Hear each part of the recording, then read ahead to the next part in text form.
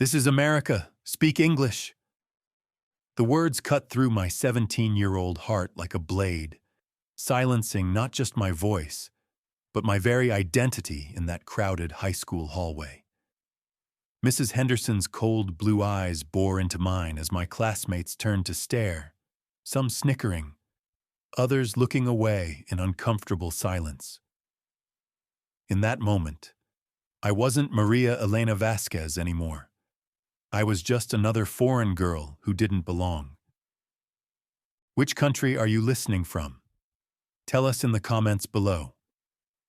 My name is Maria Elena, and this is the story of how one teacher tried to silence my voice, but instead taught me to speak louder than ever before.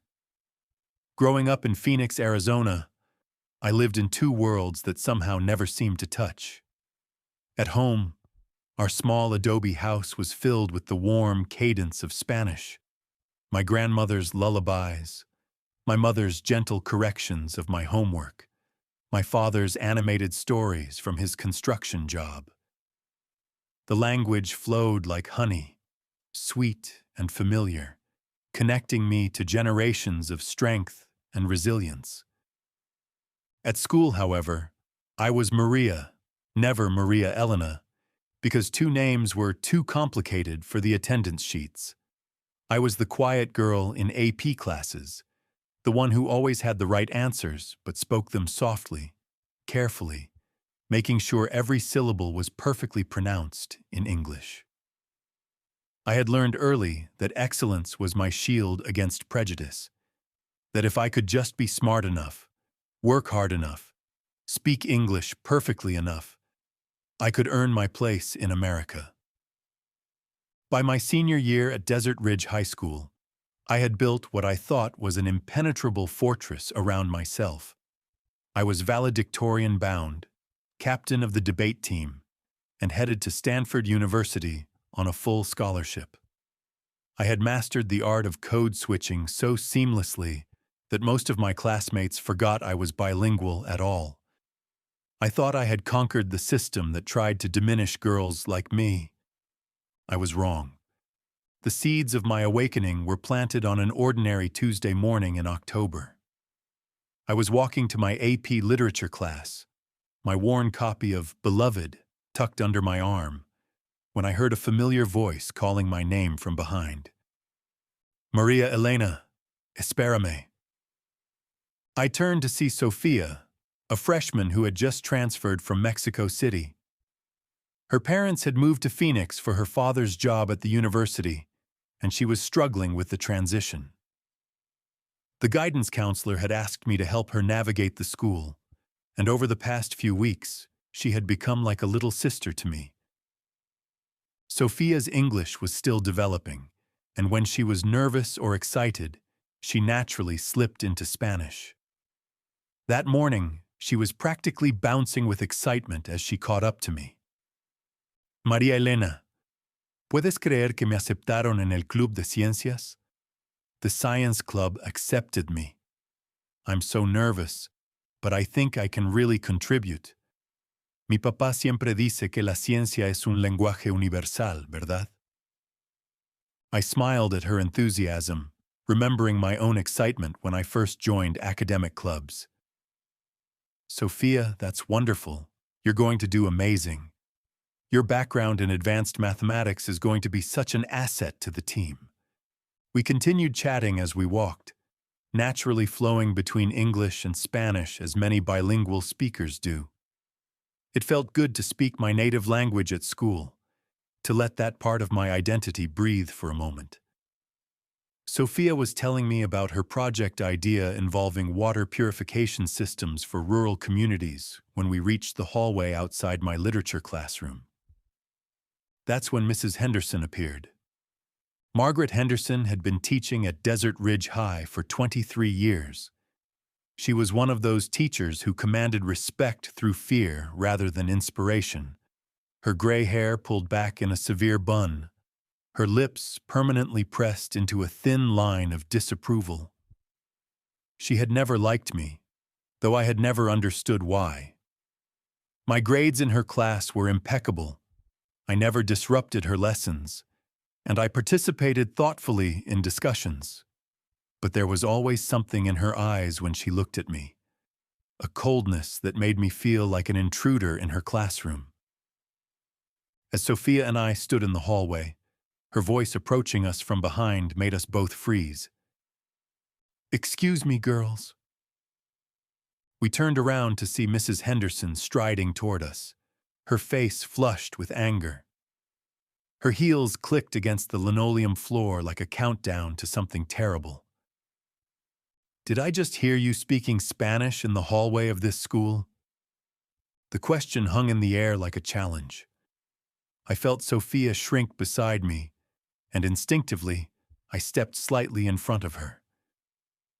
"Yes, ma'am. We were just discussing Sophia's acceptance into the science club." Mrs. Henderson's eyes narrowed. "I don't care what you were discussing. This is an American school, and in American schools, we speak English.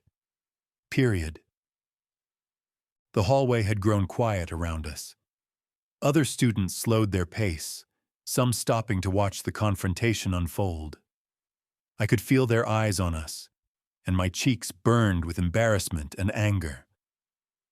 "Mrs. Henderson," I said carefully, "with respect, there's no school policy against speaking other languages in the hallways.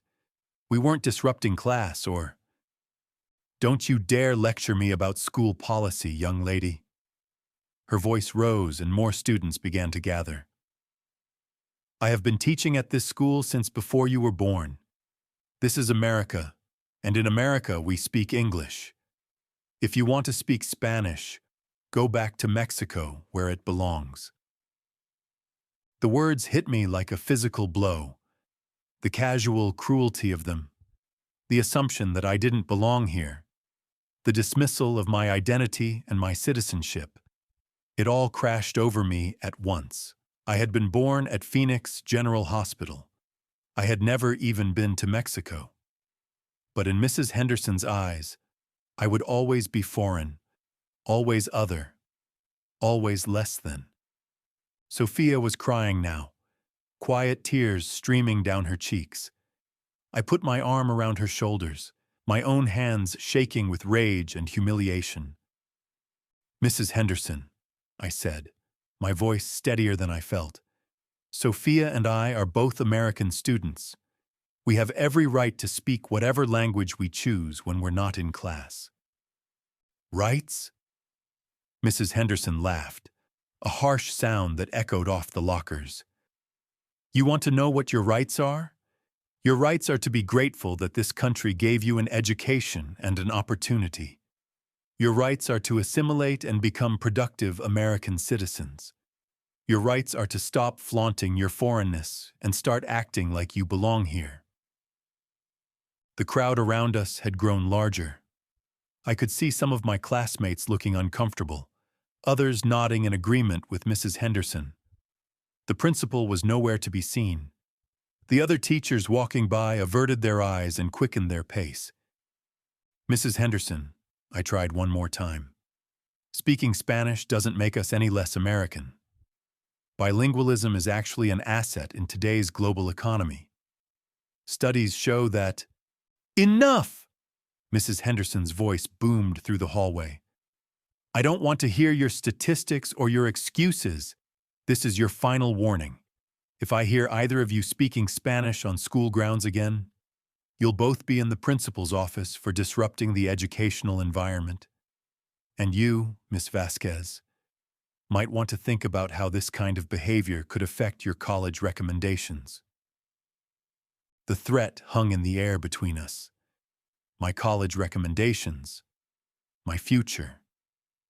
Everything I had worked for threatened because I dared to speak my native language in the hallway of my own school. I felt something break inside me in that moment. Not just my heart, but my faith in the system I had tried so hard to succeed within. All those years of perfecting my English, of making myself smaller and quieter and more palatable, and it didn't matter. To Mrs. Henderson, I would always be the foreign girl who needed to be put in her place. Do I make myself clear? Mrs. Henderson asked, her voice dripping with satisfaction.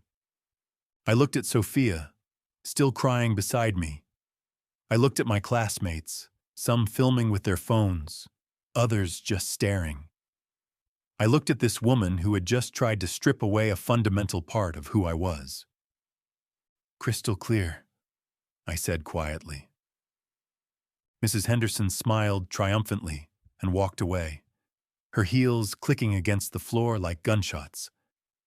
The crowd began to disperse, and I guided Sophia to the nearest bathroom where we could have some privacy. Maria Elena, Sophia whispered between sobs. I'm so sorry. This is all my fault. I shouldn't have been speaking Spanish. I should have known better. Looking at this brilliant, talented girl apologizing for speaking her native language broke something else inside me. This wasn't just about me anymore. This was about every student who had ever been made to feel ashamed of where they came from. Every child who had been taught that their heritage was something to hide. Sophia, I said firmly, this is not your fault. Do you hear me? There is nothing wrong with speaking Spanish. There is nothing wrong with being proud of who you are. But even as I said the words, I felt the weight of Mrs. Henderson's threat. My college recommendations, my future at Stanford, everything hung in the balance. The rest of that day passed in a blur of anger and confusion. In Mrs. Henderson's literature class, she acted as if nothing had happened, discussing Morrison's use of symbolism in Beloved with the same cold detachment she always displayed. When I raised my hand to contribute to the discussion, she looked right through me. Anyone else have thoughts on this passage? She asked, her eyes scanning the room and landing on everyone except me. I kept my hand raised, my arm beginning to ache, but she continued to ignore me. Finally, I lowered it, feeling the familiar burn of humiliation in my chest. After class, she called out, as students filed through the door. Miss Vasquez, please see me after school today. We need to discuss your behavior. The rest of my classes were torture. Word had spread about the hallway incident, and I could feel eyes on me everywhere I went. Some students approached me with support. That was totally unfair, Maria. Mrs. Henderson is such a racist. But others seemed to agree with her stance. During lunch, I overheard a conversation at the table behind me. I mean, she kind of has a point, one girl was saying. My grandparents came from Italy, and they made sure to only speak English in public. It's about respect. Yeah, and it's kind of rude to speak another language around people who can't understand it. Her friend agreed. Like, what if they were talking about us? I wanted to turn around and explain that Sophia and I had been discussing her acceptance into the science club, that our conversation had nothing to do with anyone else. But I stayed silent, picking at my sandwich and feeling more isolated than ever. The debate team meeting after school was even worse. These were supposed to be my closest friends at school, the kids who had spent 3 years arguing alongside me, who had celebrated our state championship victory just 6 months ago. But when I walked into the classroom, the chatter died down to uncomfortable murmurs.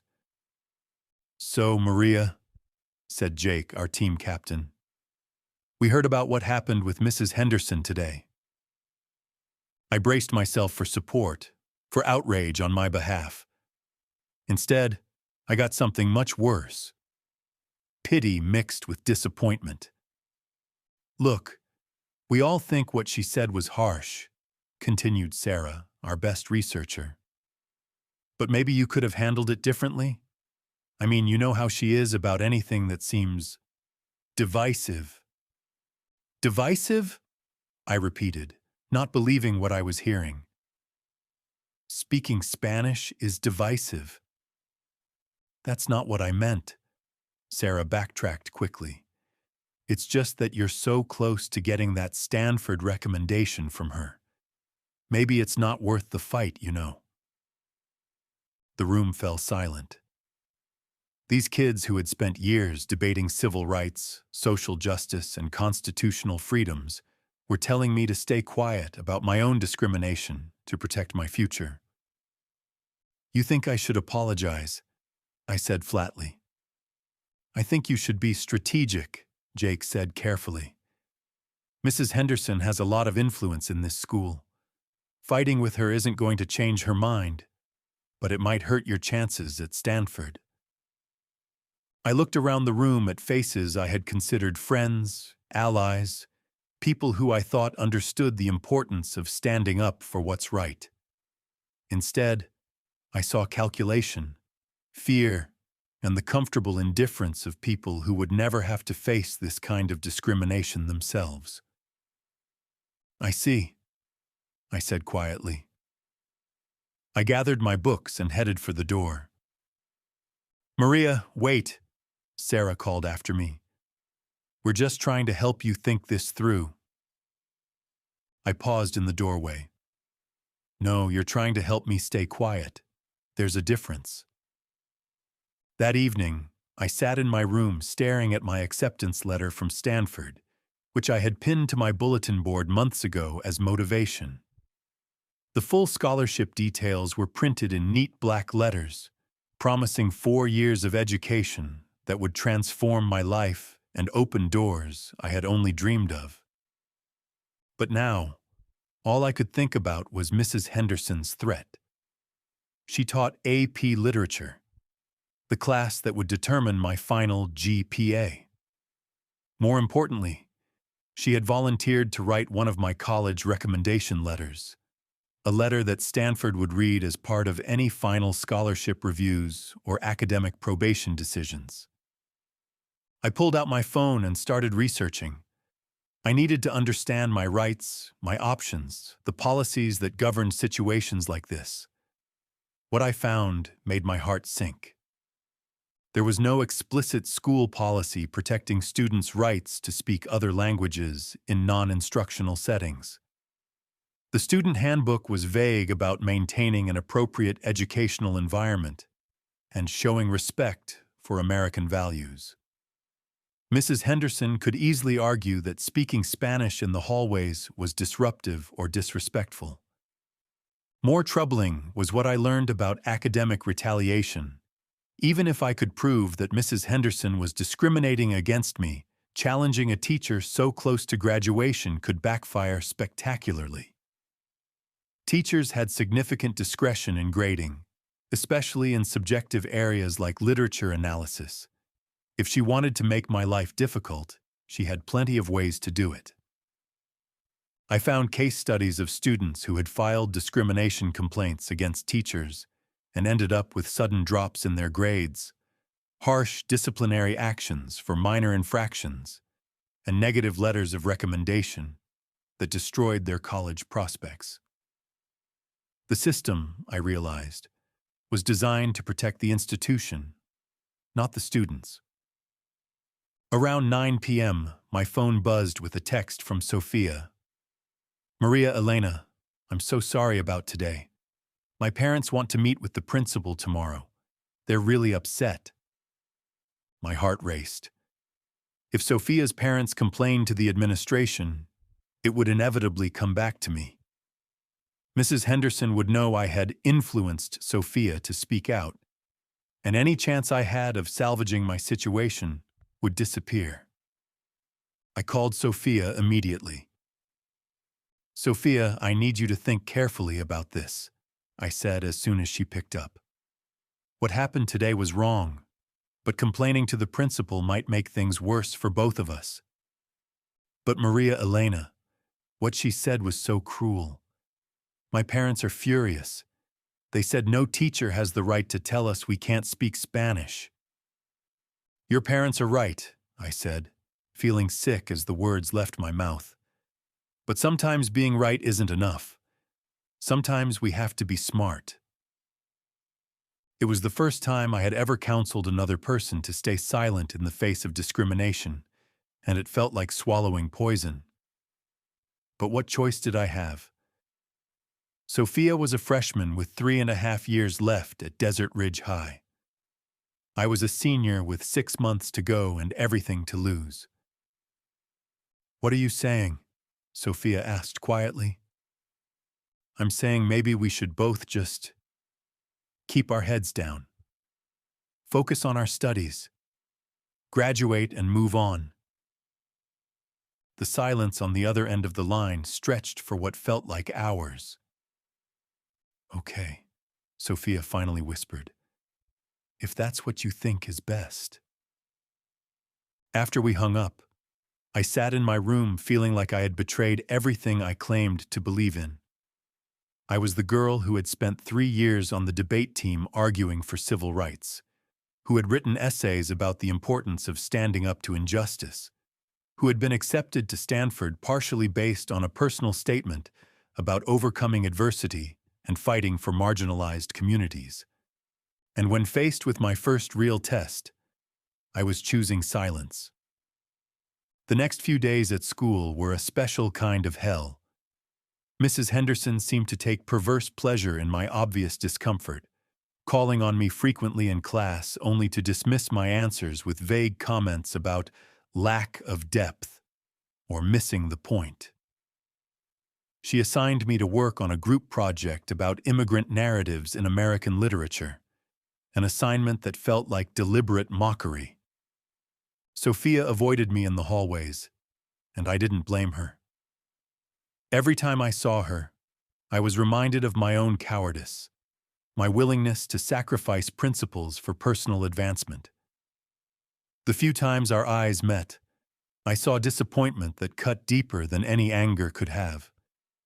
My other teachers began to treat me differently too. Word had spread among the faculty about my incident with Mrs. Henderson, and I could feel their judgment in every interaction. Mr. Rodriguez, my AP Spanish teacher who had always been supportive, barely made eye contact during class. Mrs. Chen, my calculus teacher, seemed suddenly critical of work that would have earned praise just a week before. The message was clear. I had been labeled a troublemaker, and troublemakers didn't get the benefit of the doubt. The breaking point came on Friday afternoon. I was in the library working on college applications for backup schools, because despite everything, I was starting to doubt whether Stanford would work out, when I overheard a conversation between Mrs. Henderson and Ms. Garcia, the school counselor. They were sitting at a table about 10 feet away, speaking in low voices, but the library was quiet enough that I could hear every word. "I'm concerned about Maria Vasquez," Mrs. Henderson was saying. "Her attitude has become quite problematic lately." "Really?" Ms. Garcia sounded surprised. "She's always been one of our most dedicated students. Her grades are impeccable." "Grades aren't everything," Mrs. Henderson replied coolly. "Character matters, and I'm seeing some troubling signs. Defiance, disrespect for authority, divisive behavior. I'm not sure she's Stanford material after all."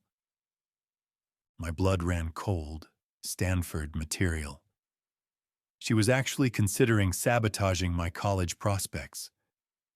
"That's surprising to hear," Ms. Garcia said carefully. "What specific incidents are you referring to?"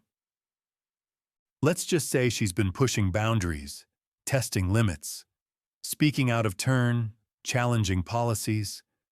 You know how these activist types can be. They get one taste of attention, and suddenly they think they can change the world."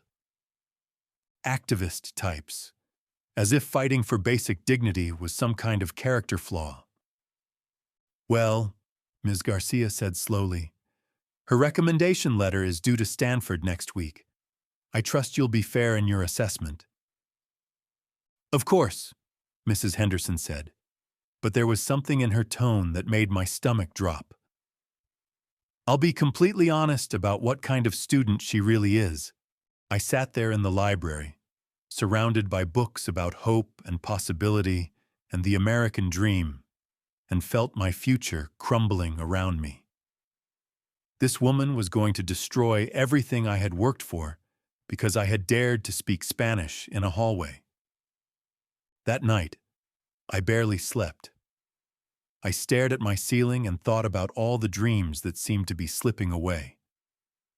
Stanford had been more than just a college acceptance. It was validation that a girl like me could make it in America. It was proof that hard work and excellence could overcome prejudice. It was my ticket to a future where I could fight for justice from a position of power and privilege.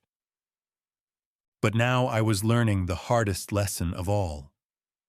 Sometimes the system doesn't want you to succeed, no matter how hard you work or how excellent you become.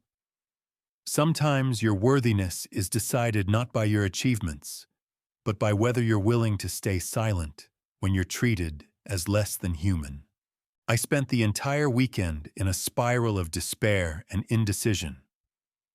By Sunday evening, I had drafted and deleted a dozen different emails to Mrs. Henderson. Apologies, explanations, pleas for understanding. None of them felt right, because none of them addressed the fundamental injustice of what was happening. That's when my grandmother, my abuela, knocked on my bedroom door. "Mija," she said softly, settling onto my bed with the grace of someone who had weathered many storms. "Your mother tells me you're troubled." I looked at this woman who had raised 7 children while working as a seamstress, who had learned English in her 40s so she could help her grandchildren with homework, who had faced discrimination with dignity and strength for over 70 years. "Abuela," I said, my voice breaking, "I don't know what to do. If I stay quiet, I betray everything I believe in. But if I speak up, I might lose my future." She took my hands in hers, those weathered fingers that had sewn thousands of garments and wiped countless tears. "Let me tell you something about silence, Mija," she said. "There are 2 kinds. There is the silence of fear, and there is the silence of strategy. One makes you smaller, and one helps you grow stronger." "I don't understand the difference anymore," I admitted. "The difference," she said, "is what you do with the time you're silent. Do you use it to disappear, or do you use it to prepare?" She reached into her purse and pulled out a worn notebook. "I wrote down everything," she said simply. "Every time someone made me feel small for speaking Spanish. Every time someone treated me like I didn't belong. Every time someone told me I wasn't American enough, I wrote it all down." I opened the notebook and saw pages and pages of careful handwriting in both Spanish and English. Dates, times, names, witnesses, decades of documentation. "Why?" I whispered. "Because," she said, "I knew that someday someone would need proof, someone would need evidence, someone would need to know that these things happened, that we were here, that we mattered." I stared at the notebook, understanding flooding through me. "Abuela, did you ever use this?" She smiled. "Once. When your tío Eduardo was fired from the bank for cultural reasons in 1987. We had everything documented. Every instance of discrimination. Every inappropriate comment. Every time they passed him over for promotion. The lawsuit changed not just his life, but the policies of the entire company." "But that was different," I said. "He was an adult with a job. I'm just a student." "Mija," she said firmly, "you are not just anything. You are a young woman with a voice, with rights, with the power to change things for the students who come after you. The question is, what are you going to do with that power?" That night, I sat down and began to write. Not an apology to Mrs. Henderson, not a plea for mercy, but a documentation of everything that had happened. I wrote down the exact words she had used, the date and time, the witnesses present. I researched federal laws about language discrimination in schools, constitutional protections for freedom of speech, and legal precedents for educational civil rights cases. I also did something else. I started investigating Mrs. Henderson. What I found was disturbing but not surprising. Over the past 5 years, she had been involved in several incidents involving students of color. A complaint from an African-American student about racially biased grading that was dismissed due to insufficient evidence. A Hispanic parent's concern about her son being singled out for dress code violations that went nowhere. A Native American student who transferred schools mid-semester after what was described as personality conflicts with Mrs. Henderson. The pattern was clear, but none of the previous students had pushed back hard enough to create change. They had all done what I was tempted to do, stayed quiet to protect their immediate futures. But my grandmother was right. Sometimes silence was strategic, and sometimes it was just fear. I needed to decide which one I was choosing. Monday morning, I walked into school with a plan. My first stop was Ms. Garcia's office. I knocked on her door before first period, my heart pounding but my resolve firm. "Maria," she said, looking surprised. "Is everything all right?"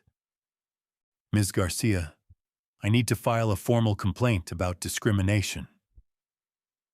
Her face changed immediately. The warm guidance counselor expression was replaced by administrative caution. "That's a very serious accusation, Maria. Are you sure you want to go down this path?" "I'm sure," I said, settling into the chair across from her desk. "And I think you need to know that this isn't the first incident involving Mrs. Henderson." I pulled out the notebook I had started over the weekend, my own version of my grandmother's documentation. I had spent hours researching and compiling information about Mrs. Henderson's previous incidents, the legal frameworks that protected students' rights, and the specific policies that had been violated. "Ms. Garcia," I said, "I know what you're thinking. You're thinking about my Stanford application, about my future, about whether this is worth the fight. But I need you to understand something. This isn't just about me anymore." I showed her the research I had compiled about linguistic discrimination in schools, the psychological effects on bilingual students, the academic benefits of multilingualism that were being denied to students like Sophia. "This is about every student who has ever been made to feel ashamed of who they are," I continued. "It's about the freshman girl who is learning that her native language is something to hide. It's about the future students who will walk these hallways and either feel proud of their heritage or ashamed of it, depending on what we do right now." Ms. Garcia listened silently as I laid out my case. When I finished, she was quiet for a long moment. "Maria," she said finally, "you realize that Mrs. Henderson will probably give you a negative recommendation letter if you pursue this?" "I know," I said. "But I also know that if I don't pursue this, I'll spend the rest of my life knowing that I chose personal advancement over justice, and that's not the kind of person I want to be." She nodded slowly. "All right, let's schedule a meeting with Principal Johnson." As I walked to my first period class, I felt something I hadn't experienced in days. Hope. Not hope that everything would work out perfectly, but hope that I was finally doing the right thing, regardless of the consequences. But I had underestimated Mrs. Henderson's vindictiveness. When I walked into AP Literature, she was standing at the front of the room with a stack of papers in her hands. "Class," she announced, "I have some unfortunate news about your recent essays on Beloved. It seems some students haven't been meeting the standards I expect in an advanced placement course." She began handing back papers, and when she reached my desk, she placed mine face down with a small smile. I flipped it over and felt my stomach drop. D+, the lowest grade I had ever received in any English class, on an essay I had spent hours perfecting. The comments in red ink were harsh and personal, lacks analytical depth, arguments unsupported by textual evidence.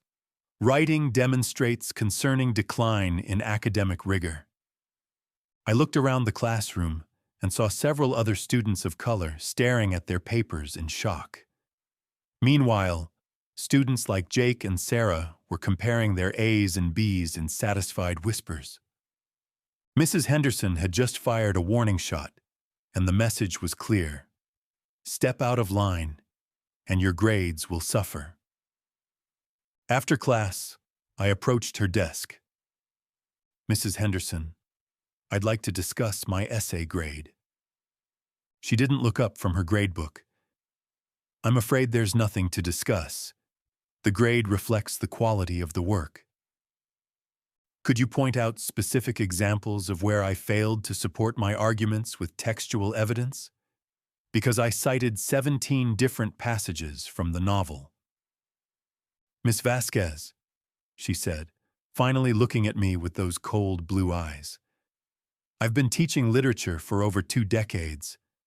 I think I'm qualified to evaluate student work. Of course, I said calmly. I'm just trying to understand how to improve. My advice, she said, gathering her papers, is to focus more on your academics and less on extracurricular activities. Extracurricular activities. She meant my complaint. I see, I said.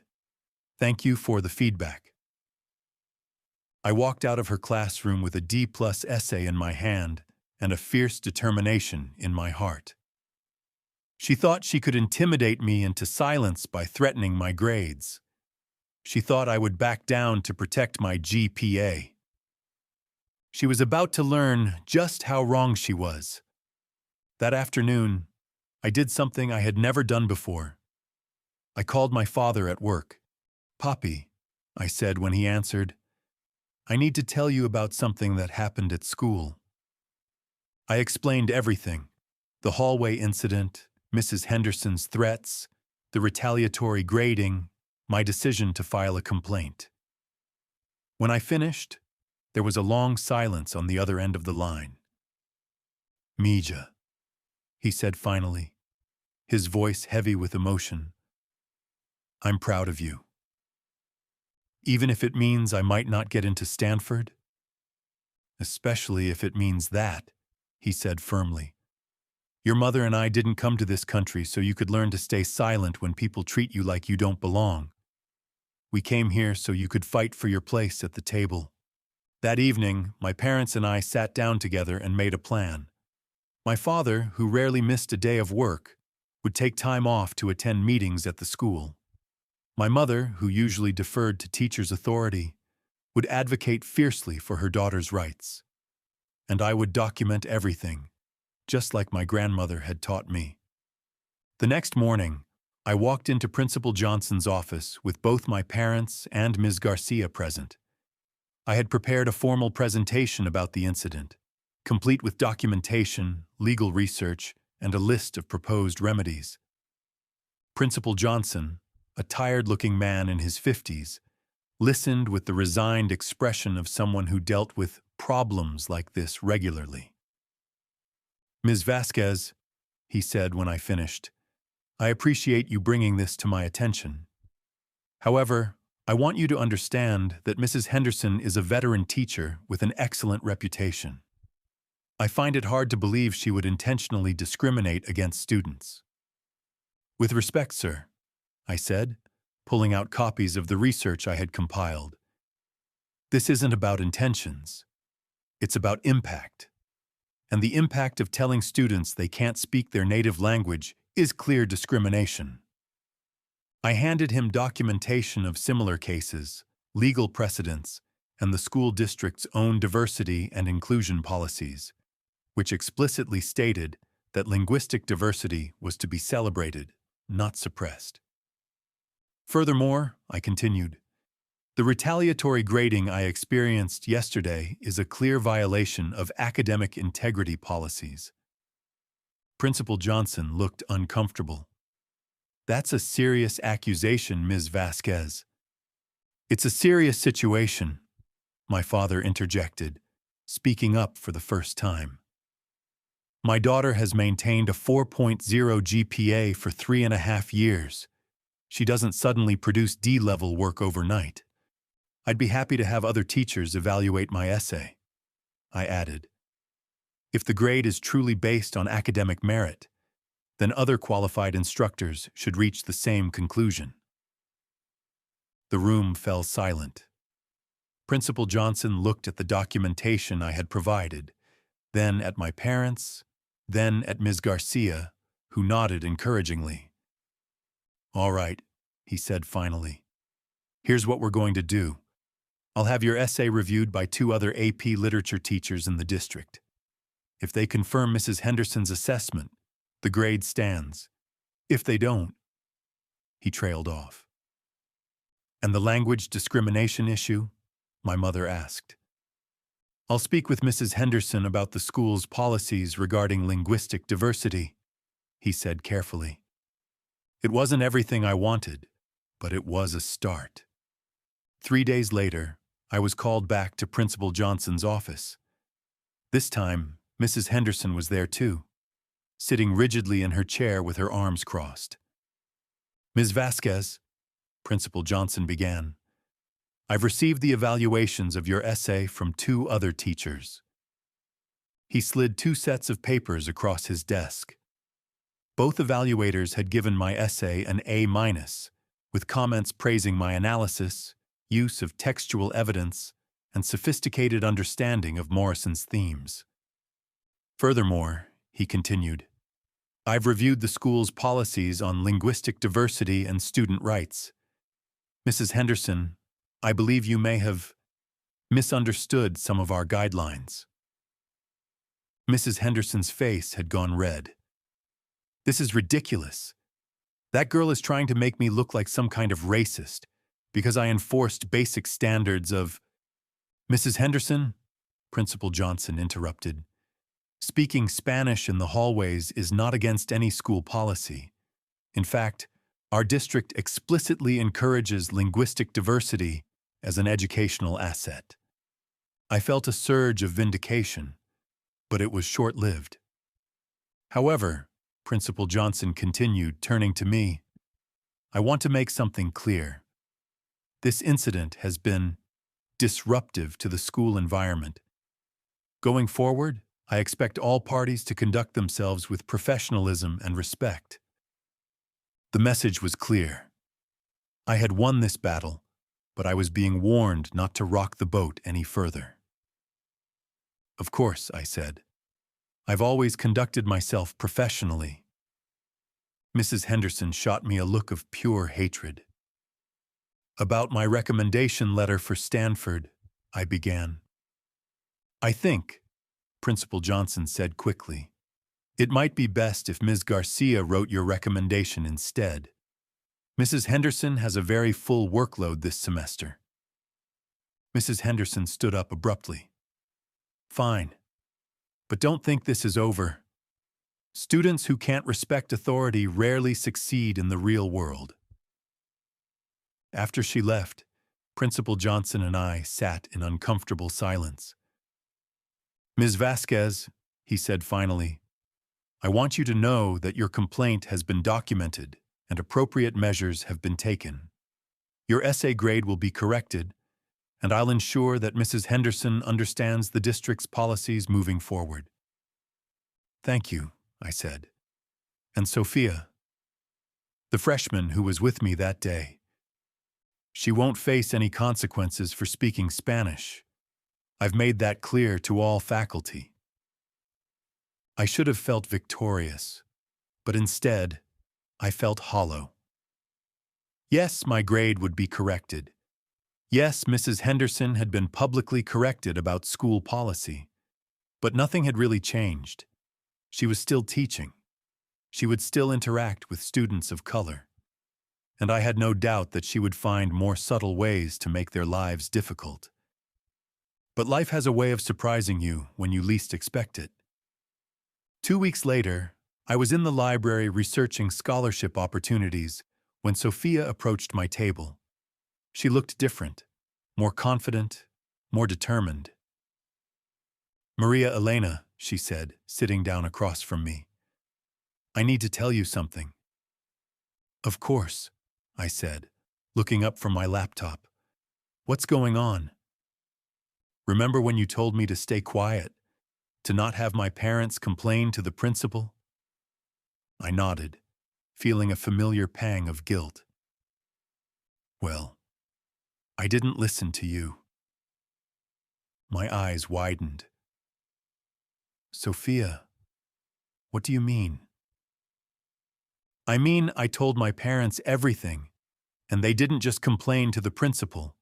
They filed a formal complaint with the school district and with the Department of Education's Office for Civil Rights." I stared at her in shock. "Sophia, why didn't you tell me?" "Because," she said, "you were so scared about your college application that you couldn't see clearly anymore.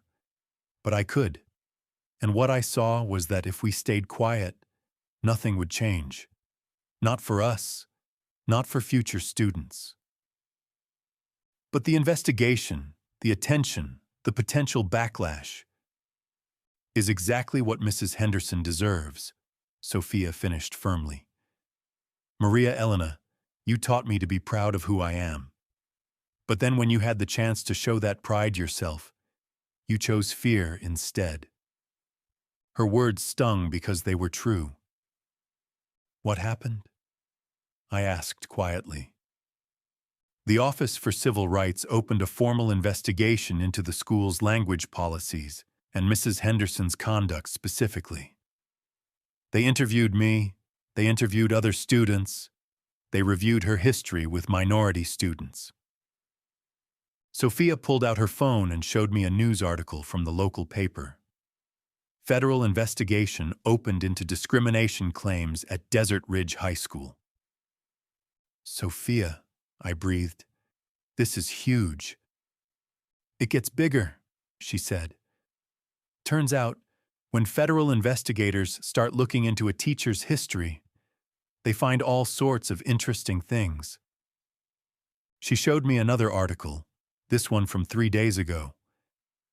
"Desert Ridge teacher placed on administrative leave pending investigation." Mrs. Henderson had been suspended. "But how?" "Remember how you researched all those other incidents involving Mrs. Henderson? Well, when the federal investigators contacted those students and their families, suddenly people were willing to talk. Turns out, when you know you're not alone, when you know there's official support, it's easier to come forward." I felt a complex mix of emotions: relief, vindication, and a deep shame that it had taken a 14-year-old girl to do what I had been too scared to do. "Sophia, I owe you an apology. You should have trusted that doing the right thing was worth the risk," she said gently. "But I understand why you didn't. You had a lot to lose." "We all have a lot to lose," I said. "That's never an excuse for staying silent." But the biggest shock was yet to come. The following Monday, I was called to the principal's office again. This time, when I walked in, I found not just Principal Johnson, but a woman in a business suit I didn't recognize. "Ms. Vasquez," Principal Johnson said, "this is Dr. Patricia Martinez from the district office. She wanted to speak with you personally." Dr. Martinez stood up and shook my hand. "Ms. Vasquez, I want to thank you for your courage in reporting the discrimination you experienced." "Thank you," I said, confused about why a district official was personally thanking me.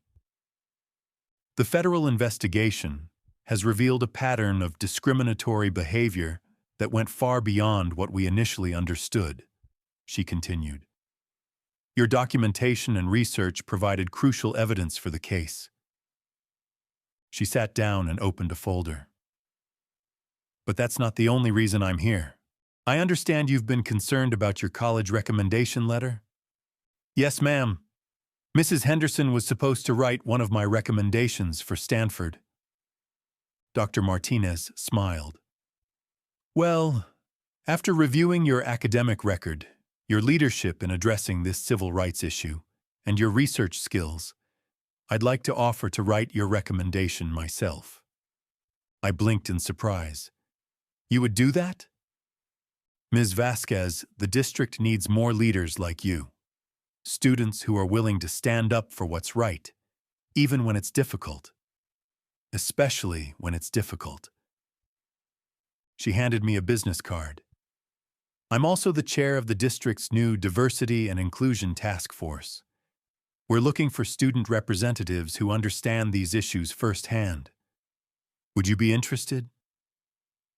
I looked at the business card, then at Principal Johnson, who was nodding encouragingly.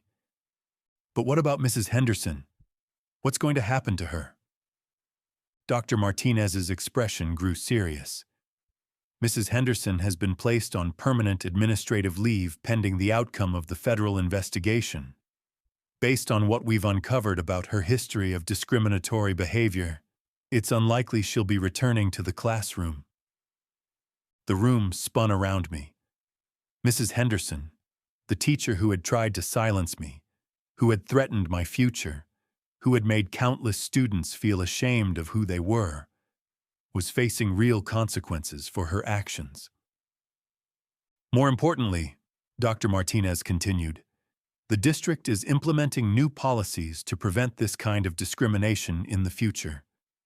Mandatory diversity training for all staff, clear guidelines about linguistic rights, and an anonymous reporting system for students who experience bias.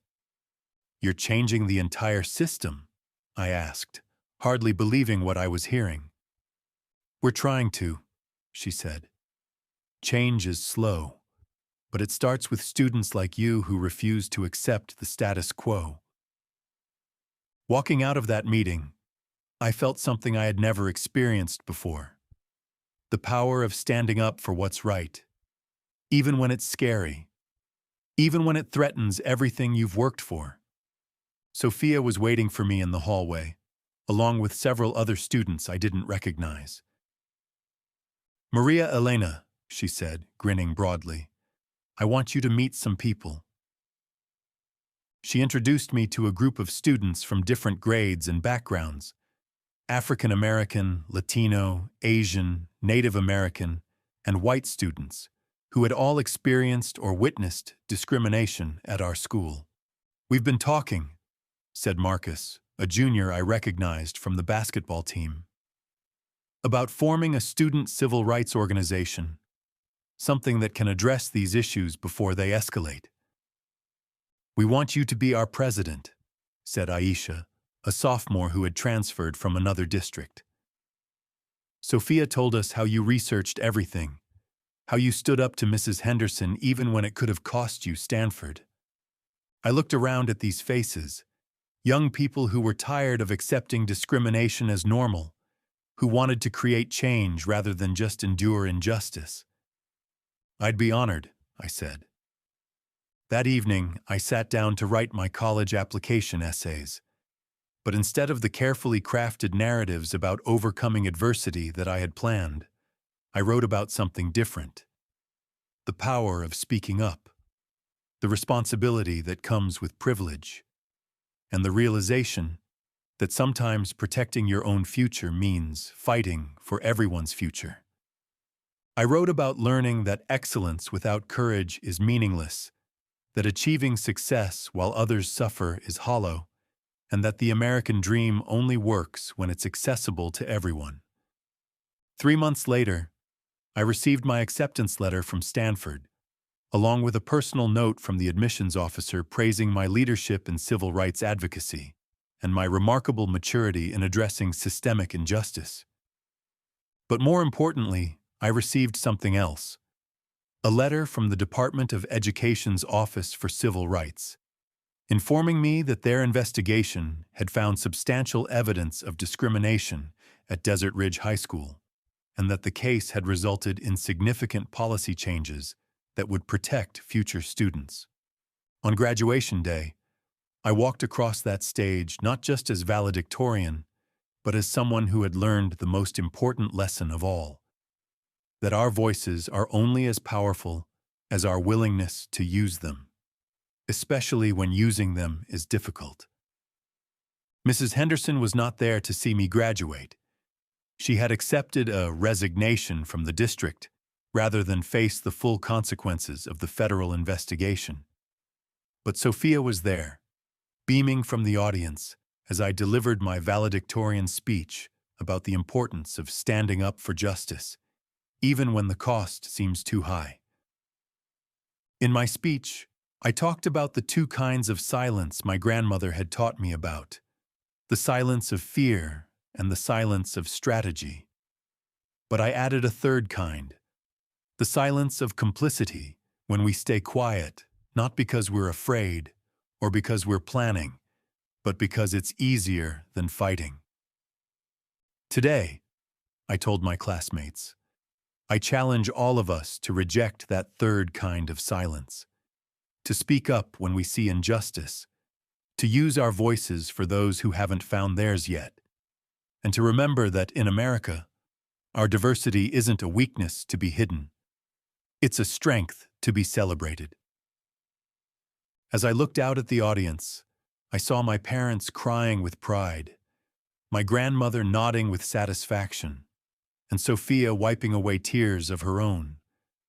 But I also saw the faces of younger students in the crowd, kids who would walk the hallways of Desert Ridge High School in the years to come.